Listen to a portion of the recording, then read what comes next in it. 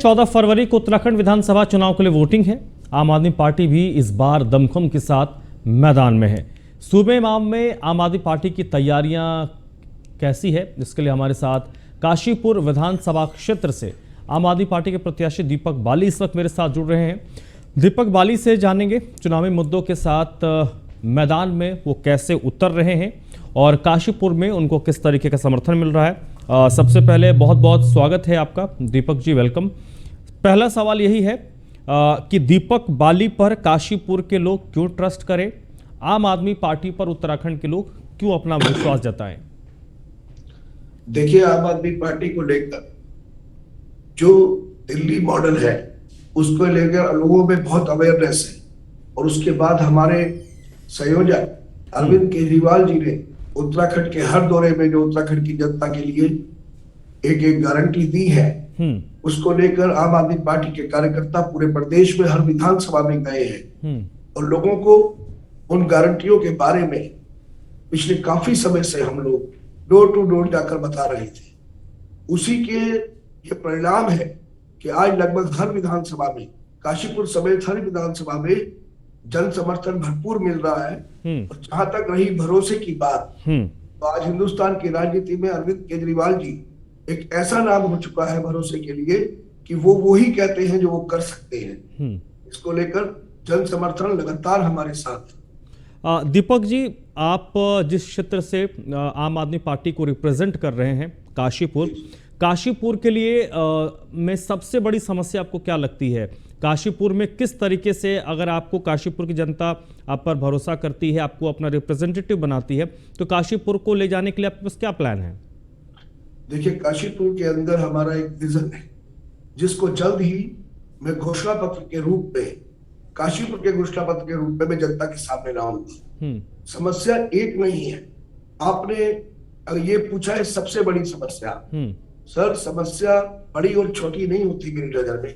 समस्या है जिससे जनता प्रभावित होती है। अगर मैं कहता हूं आपसे, निकलते हुए अगर एक रोड टूटी हुई है और उसके ऊपर पानी भरा हुआ है और उस क्षेत्र में रहने वाले 2-4 हजार लोग उस सड़क का इस्तेमाल नहीं कर पा रहे हैं, तो वो भी काशीपुर की समस्या है और वो बड़ी समस्या है। यहाँ पर टूटी फूटी सड़कें, नालियां, बेरोजगार युवक युवतियां, बहुत बड़ी बड़ी समस्याओं के साथ साथ कुछ मांग है जो बहुत पुरानी है जिला बनाने के लिए को लेकर काशीपुर की, जो 60 साल से ज्यादा पुरानी है। और लगातार यहाँ के विधायक जिले की बात को लेकर कि बनेगी सरकार में जिला बनाऊंगा। 21 साल में 2 बार कांग्रेस और 2 बार भाजपा की सरकार बनने के बाद भी आज तक वो मांग पूरी नहीं हुई, जिसको काशीपुर की जनसभा में मंच से हमारे संयोजक अरविंद केजरीवाल जी ने 6 जिलों की घोषणा की थी सरकार बनने के 30 दिन के अंदर, उसमें काशीपुर भी एक जिला है। तो समस्याओं को लेकर बताएंगे। यहाँ का हॉस्पिटल, स्कूल, बिजली की समस्याएं बहुत बड़ी है। अगर देखा जाए, जनता उससे बहुत परेशान है। अनाप शनाप बिल को लेकर, और अगर कनेक्शन चाहिए तो उसके अनाप शनाप एस्टिमेट को लेकर बहुत सारे परिवार ऐसे हैं जो कोविड में पूरी तरीके से प्रभावित हुए हैं। उनके लिए वो बिजली का बिल भी बड़ी समस्या है। राशन कार्ड, जिनको सफेद राशन कार्ड चाहिए, आज वो उसके लिए दर दर भटक रहे हैं। समस्याएं बहुत हैं।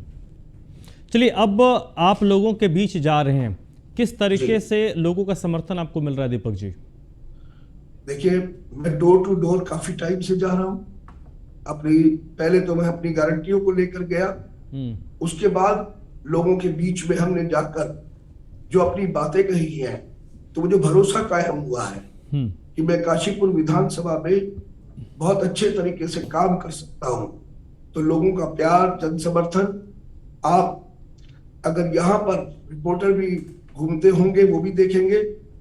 जनता का मन इस बार काशीपुर के भी नवनिर्माण के लिए पूरी तरीके से परिवर्तन करने का है। आम आदमी परिवर्तन की तरफ देख रहा है और आम आदमी पार्टी इस बार एक विकल्प के तौर पर उत्तराखंड में खुद को प्रेजेंट करने की कोशिश कर रही है। देखिए, 2 चीजें हैं दीपक जी। एक तो पैन उत्तराखंड की बातें होती होंगी और एक बातें होती होंगी क्योंकि आपके अपने विधानसभा जहां से आप उम्मीदवार हैं उसकी अपनी समस्या होती होंगी। कुछ ऐसी समस्याएं हैं जिसको पूरा करने में शायद 5 साल भी कम पड़ जाए, और कुछ ऐसी समस्याएं होती हैं जिनको आप 5 दिन में, आप उसको अगर ध्यान दें तो 5 दिन में उसको कंसीडर करके उसको आप दुरुस्त करवा सकते हैं। बिल्कुल। सवाल मेरा यही है कि दीपक बाली पर अगर काशीपुर की जनता विश्वास करती है, मैं फोकस आपके विधानसभा पर ही रखता हूं, तो 3 छोटे काम और 3 बड़े काम क्या हैं? कि जो ये 3 छोटे काम बता दीजिए, 3 बड़े काम बता दीजिए कि जो आपके लिस्ट में सबसे ऊपर हैं। बिल्कुल। देखिए, अगर मैं छोटे काम की बात करूं, काम बहुत छोटा सा है लेकिन समस्या बहुत बड़ी है। काशीपुर में बहुत सारे मकान ऐसे हैं जिनके ऊपर से बिजली की तारें जा रही हैं। अब उसको देखते हैं तो उसमें क्या होता है, बिजली डिपार्टमेंट एक एस्टीमेट बनाता है जिसको विधायक निधि से विधायक जी को पैसा देंगे, तब शासन से उसका बचा हुआ पैसा मंजूर होगा। मतलब कुछ शेयर विधायक जी देंगे। विधायक जी ने पिछले 20 साल में अपनी विधायक निधि से एक भी बिजली की तार हटाने के लिए कोई काम नहीं किया। मैं कहूंगा ये समस्या काशीपुर की भी है और उत्तराखंड की भी है। अगर सरकार चाहती तो मंत्रिमंडल के अंदर इसका प्रस्ताव पास कर सकती थी कि भाई जितनी भी बिजली की तारें हैं उनको इस तारीख से पहले तक की जो भी है उनको मकानों के ऊपर से हटाया जाएगा और इस पर आने वाला खर्च शासन और सरकार वहन करेंगे। तो ये देखा जाए तो बहुत छोटा सा है, क्योंकि कैजुअल्टी भी हुई है पिछले कुछ सालों में। अब दूसरी बात आती है जो आपने कहा छोटी समस्या, फिर मैं वो कहूंगा कि सड़कों से लोग बहुत प्रभावित हैं, जो बननी चाहिए थी। अगर आप स्क्रीन पर भी देख रहे होंगे, मैं जिन जिन जगहों पर जा रहा हूँ वहां पर बुरी स्थिति है सड़क और नाली की। कई जगह पर सड़क बनाई गई है तो उसके साथ ड्रेनेज दिया ही नहीं गया है, नाली दी ही नहीं गई है। लोगों के खुले खेतों में वो पानी जाकर इकट्ठा हो जाता है। अगर बड़े काम की बात करते हैं तो मैं ये कहूंगा कि जिला बनाने का जो काम है वो उन सरकारों को कर देना चाहिए था जिन्होंने वादे किए थे कि सरकार बनेगी। हमारी सरकार आती है तो हम जिले की समस्या जो बहुत बड़ी बना दी गई है वो भी 30 दिन के अंदर पूरे करने की जो बात कही गई है वो भी छोटी सी बात होगी। अब आते हैं 1200 एकड़ का यहाँ पर इंडस्ट्रियल एरिया है जिसमें सिडकुल ने आज तक सड़क और गेट के अलावा एक भी इंडस्ट्री नहीं लगाई है। अगर 1200 एकड़ को हम पर एकड़ पर कैपिटा पे देखते हैं तो 25 के हिसाब से 30,000 रोजगार यहाँ उपलब्ध हो सकते थे। पिछले 6 साल में जब से सिडकुल ने उसको टेक ओवर किया है एक भी इंडस्ट्री नहीं लगी है।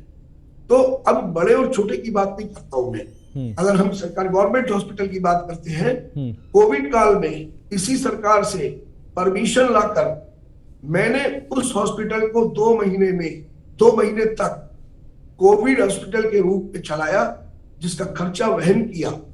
तो मतलब इससे यह साबित हुआ कि हॉस्पिटल चल सकता है, लोगों के काम आ सकता है, लेकिन कभी भी उसको ठीक से चलाने की नियत नहीं रही। दीपक जी, एक सवाल मेरा, और ये मुझे लगता है कि उत्तराखंड का सबसे बड़ा इशू है जॉब जनरेट करने का। एक विधायक से तो मैं ये नहीं उम्मीद कर सकता, एक पार्टी के तौर पे आप कह सकते हैं कि हम इतने लोगों को रोजगार देंगे, लेकिन एक विधायक के तौर पर आपकी क्या कोशिश होगी? उत्तराखंड का जो रोजगार है, मैं ये भी नहीं कहता, ये नहीं मानता कि हर आदमी को सरकारी नौकरी मिल जाए, ये संभव नहीं है। और उत्तराखंड का जो प्रत्यक्ष और अप्रत्यक्ष तौर पर जो रोजगार है वो पर्यटन के साथ जुड़ा हुआ है, और जो आयुर्वेद के साथ है, या जो हॉस्पिटैलिटी इंडस्ट्री है उसके साथ जुड़ा हुआ है। आप क्या कोशिश कीजिएगा कि जो उत्तराखंड के बच्चे हैं, उत्तराखंड का युवा है जो 10,000, 12,000, 15,000 के लिए अपने उस स्वर्ग को छोड़कर नीचे की तरफ आता है, मैं उसको स्वर्ग ही कहता हूं, नीचे की तरफ आता है, ताकि अगर भाई आपको 14-15 हज़ार रुपए के लिए आप दिल्ली, एनसीआर, मुंबई जा रहे हो, अगर आप अपने घर पे 8,000 ही कमाओगे तो आप खुश रहोगे, वो आप कहीं नहीं जाओगे। तो वो उसको कमाई का जरिया देने के लिए क्या कोशिश आप करेंगे? देखिए, मैं बिल्कुल, आपका सही सवाल है। अगर हम इस पे अपने काशीपुर विधानसभा को लेकर करते हैं तो मेरा पूरा प्रयास रहेगा कि ये जो सिडकुल ने इंडस्ट्रियल एरिया के तौर पर 1200 एकड़ जमीन पर टेक ओवर किया हुआ है और एक भी इंडस्ट्री ऐसी नहीं है, तो हम उद्योग जो चलाने वाले लोग हैं उनसे बात करेंगे।